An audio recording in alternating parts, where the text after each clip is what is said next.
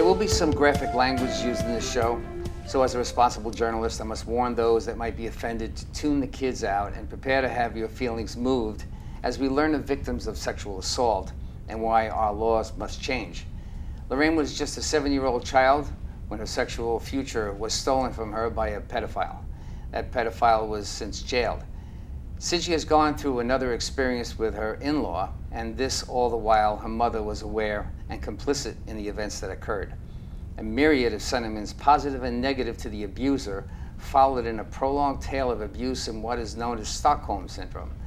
This, the talk today on FIT TV. So welcome, Lorraine Cohnen. And to your left is Herb Cohen, and you're a trauma therapist. Yes, I'm a psychotherapist specializing in trauma. Okay. So if we could, for about 5 or 10 minutes, we'll go through your story a little bit, and I'll work it with you as to what happened to you in the beginning, like we talked about last night a little bit. I have some notes here, and I'll just throw you a question or two. Otherwise, just tell us what happened to you. Sure. I was first sexually assaulted at the age of 7 in a school in Queens, and the man had been on parole, and I was very traumatized by it. I did have to pick him out of a lineup, and he was put in jail. After that, my father had an ambitious thought of moving to the country, which we did, which was Long Island. And for the next 9 years, from the age of 9 to 18, I was sexually abused by my brother-in-law. I'm the youngest of 4 children, and basically an only child in many ways. So I was left alone a lot with this particular individual, my sister's husband. He had access to me because there wasn't very many people around, and he also knew about my prior sexual abuse. And that, in his mind and in many pedophiles' mind, makes you a target. Along with whatever was in his mind to begin with, right? I mean, he had some kind of predilection for it or something. You know, of that, is that possible? It's possible, but we see people who are sexual predators usually have a history of predation against them that has happened. So these are actually survivors who have turned, instead of becoming victims, so they become abusers. And why that happens, we don't understand, right. Okay? Why some people become victims and why some turn and act out and reenact their abuse on others. Okay, and that's what he was doing with Lorraine. At 9 years old, when I was first assaulted by my brother-in-law, I came home from being on a motorcycle with this particular individual. My mother was very happy to send me out, and when I came back, I told my mother that I was uncomfortable, and I told her, as a 9-year-old could tell, what happened. So my mother said that, well, just don't go on the motorcycle again. What happened after that was very bizarre. My mother did not stop him from coming over the house. He was coming over to see my sister, but my sister worked. So while he waited for my sister, he took me out different places on the motorcycle. And it started a series of what's called the Stockholm Syndrome. And what I've come to learn has been my cross or my fate. And it's quite a complicated issue, but it's not your typical pull the woman into the alley It wasn't sexual a rape, assault. it was just he was a person of what you would consider to be a decent individual. Absolutely. Right. Absolutely. He was very personable, and he took a very strong interest in me. He saw that I was neglected in my family, and that's what a lot of pedophiles do, is that they will look for the troubled girl or the troubled boy. And that was who I was, because I had had the assault at the age of 7. So he groomed me. Stockholm Syndrome is a series of grooming over a series of years. So it shaped my life And forever. your sister didn't have any, that was your sister that he was married to? Not married yet. Oh, they weren't married yet? No. Didn't have any idea? I don't know. My sister worked a lot. I'm estranged from my family, and even back then, we didn't have a very good relationship. There's such an age difference between us, so I have no idea whether she knew or she didn't know. The estrangement is a problem to you. Not only as a victim did you have to endure that, but you're also now estranged by your family. It's like a double whammy. It's been probably the greatest source of sadness in my life. Connected And, to all and that. growing up with a horrible, horrible secret that you couldn't talk to anybody about.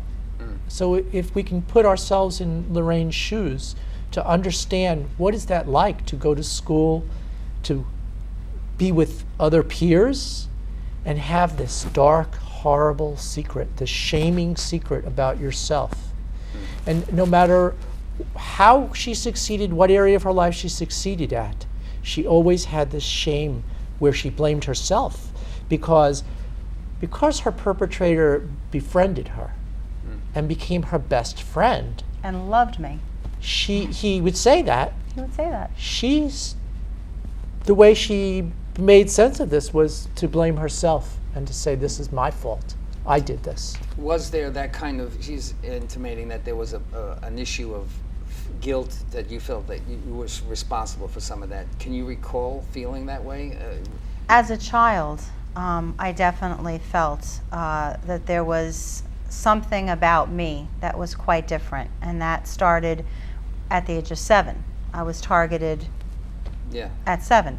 So at 9, when it happened again, I thought that there has to be something about me. And in fact... Because that's all you can digest and externalize as a 9-year-old at that point. Right. Developmentally, Right. there's not much, not too far to go when you're 9.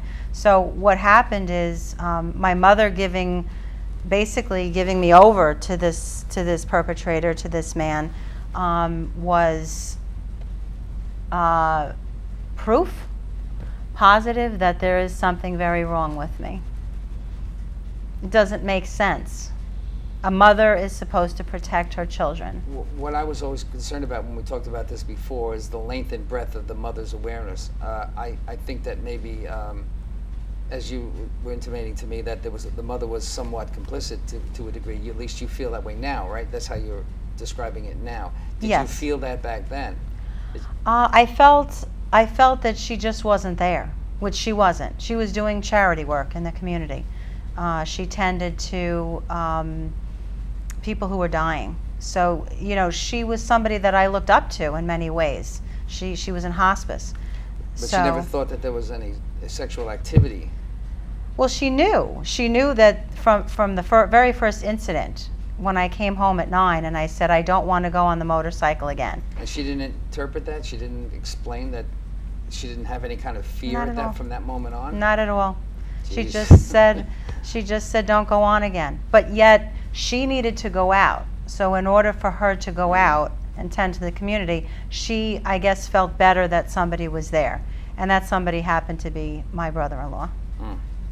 Is there any extended long-term guilt other than at this point, or you're in therapy now, or what's happening? Not at at the this moment? point. Right. I was abused at the age of 14.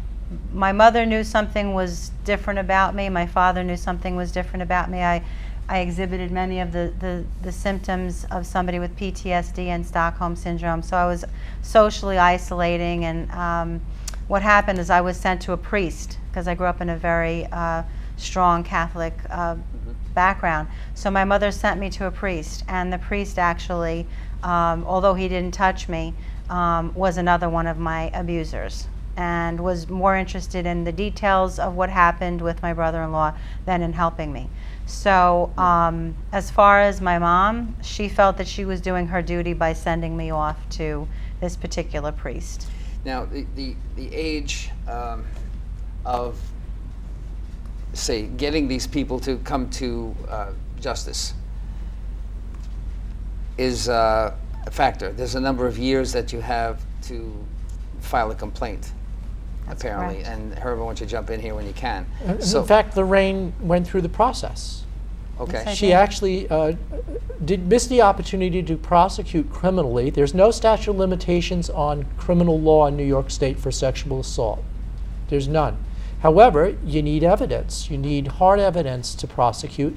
Only 4 out of 100 sexual assaults get prosecuted and convicted. Okay? So it's very, very difficult to do. So over time, especially because over time, there's no evidence. The evidence doesn't exist anymore. Her word against her perpetrator's word. It's very difficult to say beyond reasonable doubt this man is guilty or these people are guilty of sexual assault. But what she could do, so here's the thing. What she could do is stop him from continuing to perpetrate by suing him civilly and calling him out to the family and calling him out in the media. You mean And of letting O.J. people Simpson? know. Because O.J. Simpson's situation is like that, because they were not able to convict him in the criminal trial, but they were able to convict him in the media. civil. That's correct. That's right. Right. And civil law is where you are trying to regain financial reward for damages done. Okay? It's not, you don't have to have a criminal conviction to go through civil court. But what that does is it calls perpetrators out and stops them. She went to court, and what happened was he had a lawyer, and she found out the hard way that the statute of limitations law was 1 year. 1 year, 1 year. I was 1 year short. 1 year She was short. 1 year short was to actually 29. So making there the is claim. a statute of limitations. There's 3 laws under the civil side, and the range is 1 to 5 years. Okay, so for clergy abuse, it's 3. For a single event, I think it's 1 year, and 5 years otherwise for abuse of a minor. Some of these clergy are now being called back into what they have done many years beyond the 3. Well, you know, we ran into this problem back in 2002 when what happened in Boston exploded across the country, and many, many states looked at their laws because they couldn't touch these priests. They couldn't touch Right. them because their own statute of limitation laws. Right. And a lot of them, like New York, moved statute of limitations away from the criminal side of the fence. What are you looking to do right now with the statute of limitations, if I can get a summation point for it? We have plenty of time, but Okay. I want to get that understood by the audience Just to first. finish here, Yeah. what happened was Lorraine was turned away from being able to successfully take her brother-in-law to court. Because of the 1 year insufficient time. Now he knows he can do whatever he wants. He can continue to perpetrate If he was in a court of law, though, why would he even consider that? I mean, just that because maybe it's a stupid question, I'm perpetrators just don't thinking. know how to stop. And They don't stop. They don't care. And what he did was he found, just like a regular criminal, he found other people who were complicit with him, meaning the priest, Yeah. one of the priests that I dealt with. So what he did is he offered his time and his expertise as a videographer, that's what he does for a living, to the church that we went to, that my parents gave money to, and he would film communions. Wow. Now he went ahead and sexually assaulted 2 other women Yes, he did. related to Lorraine who can't take him to court if we even change the laws Why? because they're dead. They're they dead. suicided. Ay, ay, ay. They took their lives. 13% of sexual assault victims will take their lives. It's amazing. Can you tell me whether they knew or were willing to say or do anything about their situation? Do you have any evidence in that area? The victims? Yeah, the people Well, who are first dead of now. all, they were related to actually my brother-in-law. So they were his nieces. Oh. They were not related to me. Oh. But they had kept the secret, as we all had, for years. What happened is that the one who was grossly obese, and you know that's one of the very one of the symptoms of PTSD is you insulate yourself with fat so that you're not attractive to the opposite sex. She was grossly obese, and she was also alcoholic, which is another symptom of PTSD and early trauma. And she made an announcement at a Christmas party in front of the whole family that she had been sexually abused by my brother-in-law, her uncle, for many, many years. And the family turned against her completely. Her mother, everybody turned against her. So she had 3 children, and she one day, she had no support system anymore. And this is what happens to most of us. We lose our support system, so if we tell. So she locked herself in her garage, and she killed herself that way. The other one was his other sister's daughter, and she was considered trash from, gosh, I must have been 9 when she was considered that way. I had always heard about her. Her name was Della. And, you know, what happened is that she became an addict, a drug addict, another problem, and she's just disappeared. We don't know where she is. So it's been assumed that she's dead.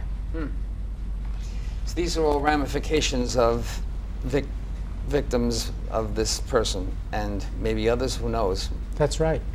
And there may be others in the making as we sit here talk. And the effects are so long-term, Chris, that I can't, I mean, I've lived with this every single day of my life. And I'm not special. It's any victim. And it affects everything. You know, the audience is going to look at you and say, there's a normal-looking person there. She can't possibly be trouble, because that's their capture.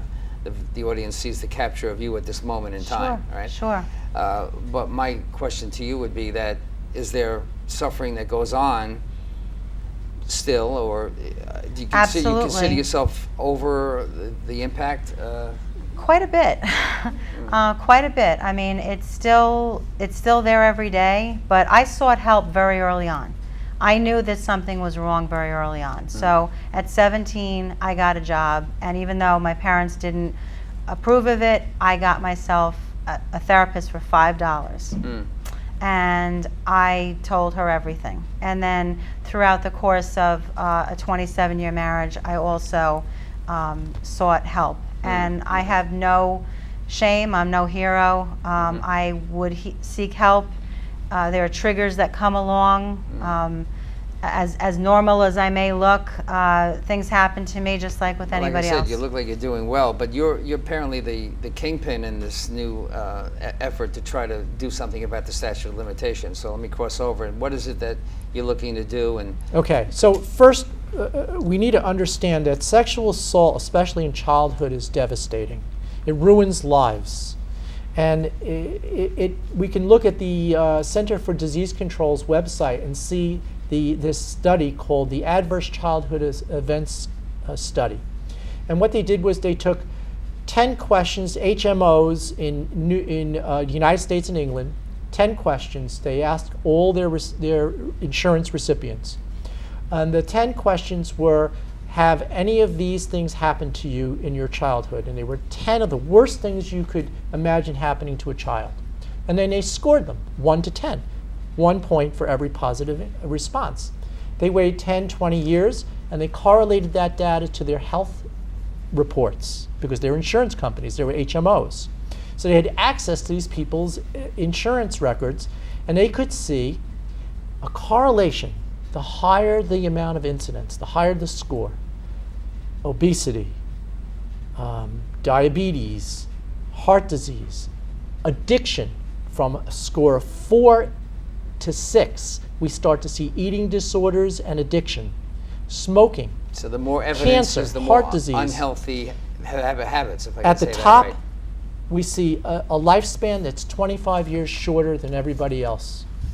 So we see a direct correlation between trauma and addiction, and trauma and other things. So what we know is that there's a high level of cortisol that gets stuck in high, and that cortisol is very, very destructive. It's a steroid.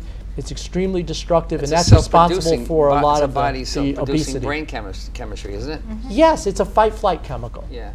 So when someone's traumatized, that memory gets fixed in their brain. And that's why regular talk therapy doesn't work. You have to use specialized therapies like EMDR or hypnotherapy or somatic therapies to release those fixed memories in the brain so the person can go back to having a normal life. So until someone finds those therapies, they'll go to an addiction center, they'll go to a mental health center, a clinic, they'll go to an eating disorder. It depends on what their symptoms are that they manifest as a result of coping with all the emotional pain they're being overwhelmed by if they don't suicide. And they don't find trauma-informed care in any of those domains. You have to, unfortunately, step out of those domains, get on your computer and Google trauma therapy and find the right type of therapy. So this might be a good avenue for those listening who have any idea that something like that might be happening in their family to seek these kinds of remedies as opposed to the ones that they may have been led to. Yes, right? and we need to understand that sexual assault is rarely a single event. In fact, I have one client who has counted 108 molestations by the time she was age 20. So this is a serial event, it's devastating, and it takes years and years and years and years and years, way into adulthood. I'm getting people presenting at age 30, age 40, age 50, to treat their sexual assault from their childhood. And this is the purpose and the need to have the statute of limitations either eliminated or increased, right? Yes, pretty much eliminated, because I don't think It's a we can long create a term- window that Yeah. would be fair. And what it's doing is it's protecting perpetrators, and it's discriminating against a disabled group of people who it's going to take a long time for them to get well. And the time limits are so small that basically what you're doing is you're saying you don't have access to these laws. We're putting windows on these laws so that you don't have access. That's discrimination. Sure. You're discriminating against a disabled group of people, and what we're going to do is we're going to say the American Disabilities Act is being violated here, and that's a federal statute. So if we go to court and we have a judge rule in our favor on this, with it being a federal statute, it meant that those state laws are unconstitutional. They'd have to remove the statutes of limitations. And that would mean that every state in the country would have to follow suit that has the same kind of laws. That would be good because, you know, what 30 I years. think it would be awesome. Yeah. Okay? Me I think it too. would be awesome. EMDR, for instance, is one of the treatments. It's only been around for maybe 20, 25 years, whatever it might have been. Doesn't make any difference. The point is that now we have a different way to look at how we can make this Yes, we therapy can treat work. this therapy. You can treat this. I'm telling you, people recover so magnificently So the years- now with the technology that we have Yeah. to treat trauma. The numbers of years is not was an issue, and you're hoping that it's not an issue anymore. You're hoping that we can I'm just hoping in the eliminate future that. we can change our systems Yeah. and integrate trauma-informed healthcare within these other domains, so that I'm not such a secret. Okay. And within the last 2 minutes we have of this program, I want you to address the remedy that apparently Laura Ahern, the lawyer, is helping because she was one of the authors or proponents of Megan's Law. Did I get that right? Yeah, so I've sought help in doing this, and Laura Ahern is hopefully going to be able to help us. We don't have a lawsuit as of yet. We're in the process of signing people up for class action suit, and so we're looking for survivors to step forward. And what's happening right now is there's blogs going out about sexual assaults in the press every day now. We're seeing a lot more courage around this, people coming out. I hope and they that- can be anonymous in this lawsuit, so their identities can still remain protected. So what happened in Lorraine's case, where she was estranged by their family, there's a lot of people afraid to step forward because they're afraid of that estrangement. They can be anonymous in this. Okay, And we can fight this fight. Is there a website or something they can go to yet, or that's not ready yet? We or don't have a website up. My contact information right now is the only. Your contact information is going to be crawling, you know, has been crawling through this program, so you'll see that your contact information, and she can be contacted through you, or you're going to manage. You're going to manage that. I would be the person who will be collecting people to put this class action together. Okay, thank you very much. I hope that everything is successful for you, because I think it's a very, very necessary thing to do. Thank you very much. Thank you. You've been watching FIT TV, the program that brings you behind the scenes of our divorce culture. At FIT, you know, you cannot get this information on your own, so we'll bring it to your TV every single week. And of course, we always invite any possible opposing view, which we very rarely ever do, because we have very indulgent views here. My name is Chris DiMaggio. Thank you for watching FIT TV, and we'll see you again next week.